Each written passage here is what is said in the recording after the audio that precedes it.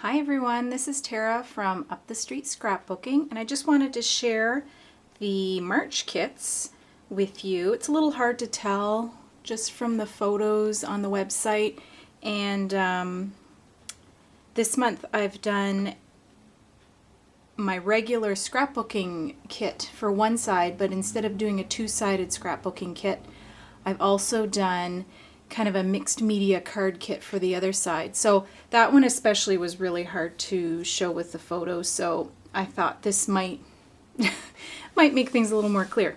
So the first side is using a lot of great new papers, lots of bright colors, get us out of the wintry funks that I see a lot of people with right now, myself included. So the bright colors help to bump you out of that.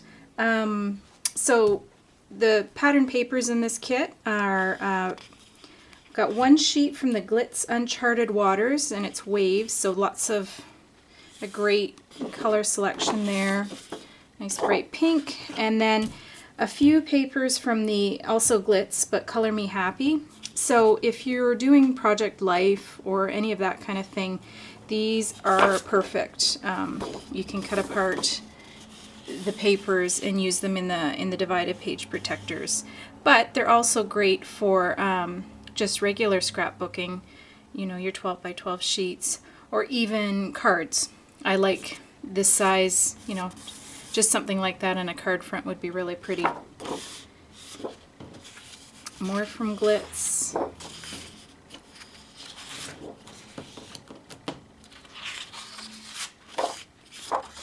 And then a couple of sheets from My Mind's Eye, Remarkable. And I always love a ruler. I love a teal and I love wood grain, so it kind of, everything I like. And then the back, of course, another great wood grain pattern. And a beautiful teal and polka dot. And then the last kind of chunk of the pattern papers are from the new Crate Paper, the Maggie Holmes collection, and I really like this one. Again, I love a plank floor. The blue dots go really nice actually with, say, some of these papers, you know. This one I think is just gorgeous. And the back is kind of pretty too. Musical note paper, always handy. And this is probably my favorite of the whole kit. Love the teal, love the bokeh, and of course some vintagey cameras on the back. And some cardstock. I don't put a whole lot of cardstock in. I figure everyone's got lots of cardstock, and for the most part I've been sticking with the pattern paper lately myself for even background, so I don't use a whole lot of cardstock. So that's the base, that's the paper. This kit comes with a couple of alphas. This is one of the new thickers, and it's a flocked one. There's also a teal Glitz, and then also some rub-ons from Kaisercraft. As far as embellishments go, you've got the Glitz paper layers from the Color Me Happy line, and I thought these were super cute, and they'll be great to mix in with the mixed media side. The nice thin weight of the paper works nicely if you're working on a canvas or doing anything where you don't want to add a whole lot of bulk. And then the Glitz, the Color Me Happy, the giant rhinestones, and let's see, they're just ridiculously gorgeous. Anyhow,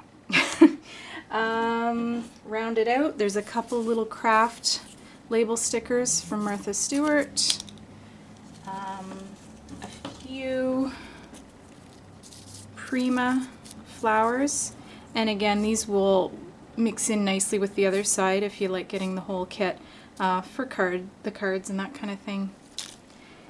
And some of the pink paisley, the artisan elements. These are the stars, the chipboard stars that have the resist on it so that if you ink it or spray it or paint it, you get a second kind of texture to it. The butterflies and the arrows and the hearts were in last month's kits, so had to get the stars this month. And then just one last thing, some teal May Arts satin ribbon, really pretty. So that's the one side. And then the second side, start with, this is an alphabet, the Welcome to Paris, Pink Paisley, and it's a canvas textured alpha. And if you haven't seen these before, they're kind of a neat texture. They're almost like a rubbery, it's a strange texture, but they're nice small font, so they're great. You can mix it in with the other side, with the scrapbooking side, and use it on your pages, but it's a nice small font for doing cards and that kind of thing, or working on like a little canvas or a little project. So, and I like a couple of different colors so that you have a few options. So there's those. You get a half a package of the 12 by 12 paper, so you get one each of the double-sided papers from the Color Me Happy line. Again, these little cut-aparts, oopsies, yeah, cut-aparts are a nice size for working on a smaller project. Really cute. So there's those. Then moving on kind of to the mixed media portion, got a 10 by 10 artist canvas board. So not a massive size if you're new to the mixed media and you just want to start it with something kind of similar to doing like a regular scrapbook layout. Like a 10 by 10 is, you know, almost the same size as a, you know, your 12 by 12 standard layout, but not as intimidating. So I thought we'd start with that. Just a couple of book papers. So there's some matte paper, some really some fun illustrations, more matte. So you'll get a few sheets of that, and those I just got out of at the thrift store. So some old encyclopedias. So the Life Energy one, and well, I've torn a bunch out, but just there's some pretty neat stuff in there, like the illustrations and the photos, and just they're fun to add, you know, texture to your backgrounds. And that's another one. Lots of fun stuff. And then of course a couple of atlases and the road books so that you get the matte paper. It's always fun. So that's where those came from. Hit up your local thrift store if you want some really cheap backgrounds to, like I bought, I want to say 6 books and 3 sewing patterns for $1.10 maybe total. I don't know if they're having a sale. I don't ever recall getting such great deals in there, but anywho, great deals. And then so you'll get, I said pattern, so you'll get some just random pattern, which makes for nice backgrounds, Mod Podged on there. One of the new Donna Downey stencils.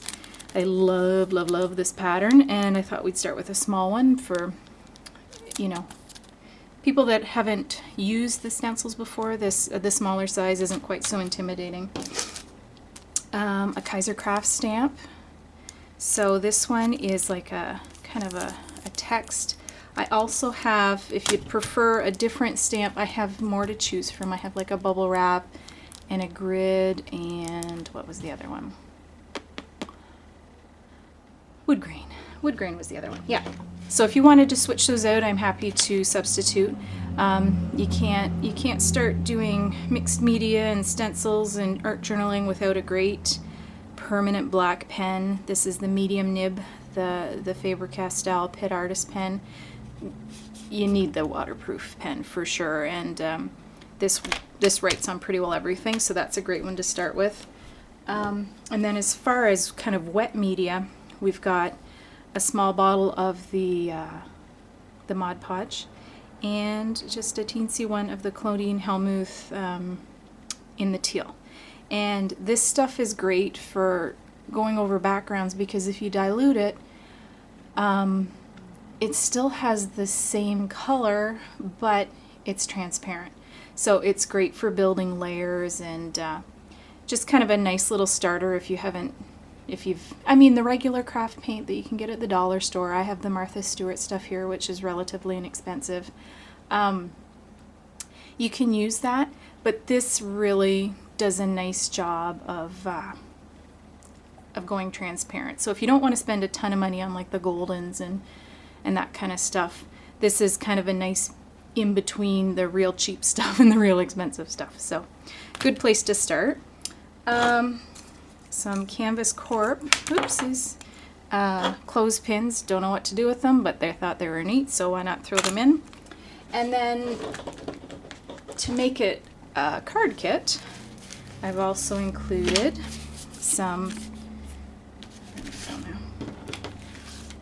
card bases and envelopes. So you're going to get 3 white envelopes, 3 cream envelopes, 3 card bases, and I've just trimmed them down and pre-scored them for you. So that's Basil in the Simply Smooth, which is a beautiful texture if you're doing any kind of stamping. And then this is Basil in the straw, and I don't know if you can see, but there's a bit of a fleck in that, which I really like. Like I do like using just a nice simple cream, but this just gives it a little more interest when you can't see that, I don't think. Anywho, that's that.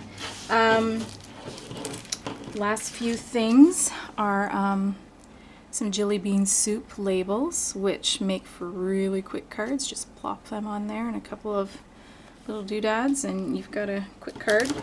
These are little yellow bicycle chipboard buttons. So they're adhesive, but they've got the little holes that you can pop out, and what I like to do with this is add either twine or embroidery floss through the holes to make it look like, jazz it a little bit more. Those, and then these are just some glass beads, and I don't know what you're going to do with them, but why not? Kind of fun to plop on a card or use on your canvas in some fun way. They almost look like they have eyeballs, which crack me up, so I'm easily amused. Anywho, there's those, and lastly, a yard of this, what do you call it? Velvet rickrack, so in that nice green. So lots of stuff. The kits run $34.50 a piece. If you buy 2, you get them for $63, so you save a little bit. Check out the website if you want to see the pictures, and hopefully the plan is to have kind of a video tutorial on how to do a canvas for those of you that haven't really experimented too much with that.